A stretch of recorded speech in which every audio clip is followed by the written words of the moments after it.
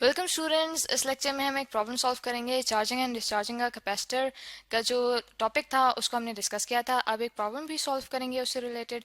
हमारे पास प्रॉब्लम क्या है, वो ये है कि the time constant of a series RC circuit is T equals to RC. ठीक है, हमारे पास एक सर्किट है जिसमें सीरीज में एक रेजिस्टेंस, ठीक है, रेजिस्टेंस यानी कि जिसे डिनोट किया गया है आर से, और साथ ही सीरीज में उसके साथ लगी हुई कैपेसिटर, ठीक है, और वो भी सीरीज में इसमें लगा हुआ है सर्किट में। यानी कि इन दोनों रेजिस्टेंस और कैपेसिटेंस, जो कैपेसिटर है हमारे पास, उसमें से एक ही करंट पास हो रहा है, जबकि इनके अक्रॉस जो पोटेंशियल डिफरेंस है वो डिफरेंट है। ठीक है, तो हमें ये बताया गया है कि इस सर्किट का जो टाइम कांस्टेंट है, टाइम कांस्टेंट से मुराद है कि ये जो हमारे पास कैपेसिटर है इसके एरिया के मुताबिक, इसके डायमेंशंस के मुताबिक जितना चार्ज इस पर स्टोर हो सकता है उसका 63% चार्ज जितना टाइम लेगा इसके ऊपर स्टोर होने के लिए, उसे हम कहते हैं कि वो टाइम कांस्टेंट होता है इस कैपेसिटर का। ठीक है, यानी कि इस कैपेसिटर के एरिया के मुताबिक जितना चार्ज इसके ऊपर स्टोर होता है या हो सकता है, उसका 63% चार्ज जितना टाइम लेगा उसके ऊपर स्टोर होने में, उसे हम कहते हैं कि वो उसका टाइम कांस्टेंट है। तो हमें कहा क्या गया है कि verify that R C of 1 ohm into 1 farad is equal to 1 second. यानी कि ये जो हमें टाइम कांस्टेंट का यहाँ पे रिलेशन बताया गया है कि T is equal to R C होता है, तो हमें ये कहा गया है कि हमने वेरीफाई करना है कि जो 1 ओम की रेजिस्टेंस है उसका जो प्रोडक्ट है एक फेरेड की कैपेसिटेंस के साथ, वो इक्वल होता है 1 सेकेंड टाइम कांस्टेंट के बराबर। ठीक है, तो अब देख लेते हैं कि हमारा सोल्यूशन कैसा आएगा। अब देखें, हम लोगों ने वेरीफाई करना है कि जो आर सी है, ठीक है, वो किसके इक्वल आएगा। आर सी का जो प्रोडक्ट है, ठीक है, उसके जो यूनिट्स हैं वो किसके इक्वल आएंगे। तो हमारे पास सबसे पहले है कि हम पहले रेजिस्टेंस को डील कर लेते हैं। ठीक है, अब हम जानते हैं कि किसी भी पॉइंट से चार्जेस गुजर रहे हैं, यानी कि इलेक्ट्रॉन्स मूव कर रहे हैं, तो हमारे पास करंट प्रोड्यूस होता है। उससे मुराद ये है कि हम किस उस पॉइंट से जो इलेक्ट्रॉन्स हैं वो गुजार रहे हैं, कुछ काम कर रहे हैं एक पॉइंट से दूसरे पॉइंट तक इलेक्ट्रॉन्स ले जाने के लिए, तो वो यकीनन कोई ना कोई पोटेंशियल वहाँ पे क्रिएट हो रहा है कुछ रेजिस्टेंस के बाद। ठीक है, यानी कि वो जो इलेक्ट्रॉन्स है कुछ रेजिस्टेंस के बाद वहाँ से जा पा रहे हैं, तो हमारे पास करंट प्रोड्यूस हो रहा है।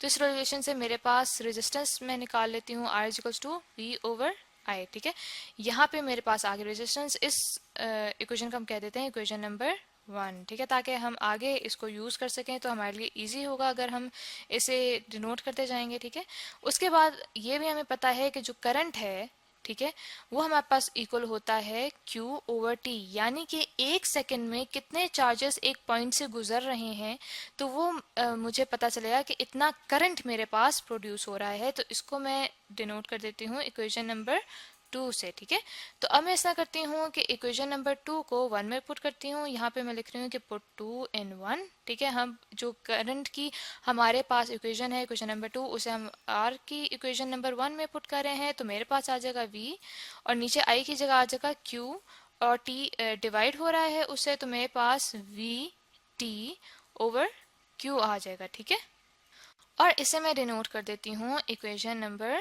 3 से। अब हमने क्या करना है, अब हमारे पास दूसरे जो हमारे पास उस ओकेजन आरसी का कंपोनेंट था वो था कैपेसिटेंस। ठीक है, अब कैपेसिटेंस हम जानते हैं कि वो क्या होता है कि किसी भी कैपेसिटर के ऊपर चार्ज कुछ काम करने के बाद कितना स्टोर हो पा रहा है, और उसे हम डिनोट करते हैं Q बाय V से। ठीक है, तो इस इक्वेशन को मैं कह देती हूँ कि ये है इक्वेशन नंबर 4।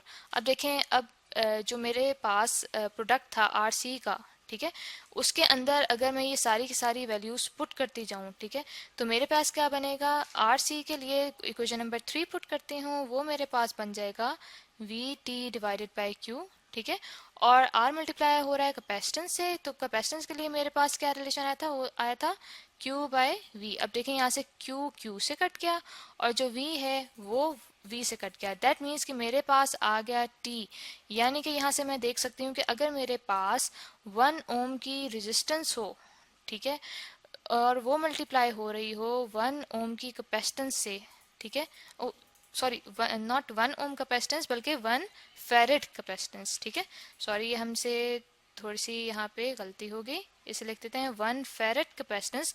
तो वो वो इक्वल होती है, सॉरी, 1 सेकेंड के। ठीक है, यानी कि हमने वेरीफाई कर दिया स्टूडेंट्स कि 1 ओम मल्टीप्लाइड बाय 1 फेरेड की कैपेसिटेंस, ठीक है, वो अगर हमारे पास सीरीज में हो तो उनका जो टाइम कांस्टेंट आएगा उस सर्किट का, यानी कि वो जो कैपेसिटर है वो कितना टाइम लेगा 63% चार्ज को स्टोर करने के लिए अपने ऊपर, वो लेगा 1 सेकेंड। ठीक है, तो स्टूडेंट्स आई होप कि आपको ये जो प्रॉब्लम है अच्छे से समझ आ गया होगा।